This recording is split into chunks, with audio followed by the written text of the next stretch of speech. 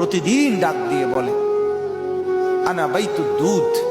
প্রত্যেকের কবর প্রত্যেককে ডেকে বলে, ও আল্লাহর বান্দা, জানো আমি পোকামাকড়ের ঘর, পোকামাকড়ের ঘর।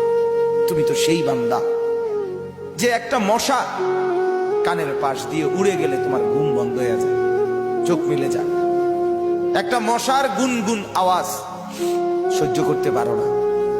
একবার কয়েল, একবার অ্যারোসোল, একবার মশারি, এরপরেও তুমি চাও যে একটা মশাও যেন আমার কানের কাছে গুনগুন না করে। তো 5 ঘন্টার ঘুমের জন্য, 6 ঘন্টার ঘুমের জন্য বান্দা এই যত্ন নিলা, অনন্তকাল কিংবা বছরের পর বছর কবরের যে ঘুম দিবা, পড়ে থাকবা সেই ঘরে, পোকা মাকড়ের ঘর, সেই ঘরে তুমি ঘুমাইবা কেমনে, থাকবা?